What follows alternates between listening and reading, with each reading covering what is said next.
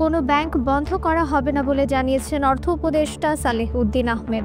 একই সঙ্গে তিনি বলেন, সরকার গ্রাহকের আমানত সুরক্ষার উদ্যোগ সহ আয়কর, ভ্যাট, ট্যাক্স আহরণ সম্পূর্ণ স্বয়ংক্রিয় করার উদ্যোগ নেওয়া হয়েছে। সচিবালয়ে অর্থ মন্ত্রণালয়ে আয়োজিত এক সাংবাদিক সম্মেলনে তিনি এসব কথা বলেন। এ সময় অর্থ উপদেষ্টা বলেন, দুর্বল ব্যাংকগুলোর গ্রাহকদের আস্থা ফেরাতে, তারল্য সংকট মেটাতে সরকার দ্রুতই ব্যবস্থা নেবে। $2.5 বিলিয়ন বকেয়া ছিল। রিজার্ভে হাত না দিয়ে এ বকেয়া এখন 400 মিলিয়ন নেমে এসেছে।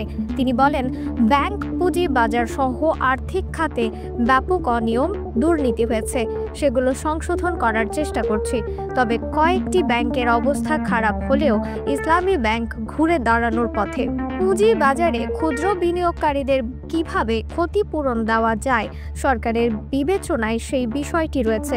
বাজারে নতুন কোম্পানি আনার চেষ্টা চলছে জানিয়ে এই উপদেষ্টা বলেন, কারসাজি বন্ধেও কাজ করছে সরকার। কারখানা বন্ধ থাকার পরও শেয়ার বাজারে কৃত্রিমভাবে দাম বাড়ানোর সমালোচনা করেন তিনি।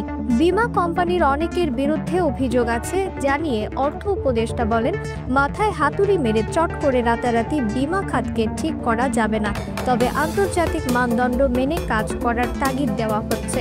এই সময় মূল্যস্ফীতি ও জ্বালানি মূল্য বৃদ্ধিকে বড় সমস্যা উল্লেখ করে তিনি বলেন, বাজারের ব্যয় কমানোর উদ্যোগ নেওয়া হয়েছে, তবে সরকারি কর্মকর্তা যারা আছেন তাদের বেতন ভাতা আটকাবে না।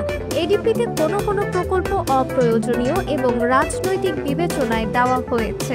এডিপিতে কোন প্রকল্প অপ্রয়োজনীয় এবং রাজনৈতিক বিবেচনায় দেওয়া হয়েছে সেগুলো খতিয়ে দেখা হচ্ছে।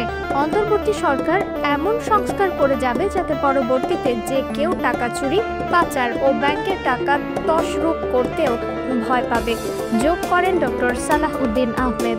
রিফাত আরা ইসলাম, 21 সংবাদ।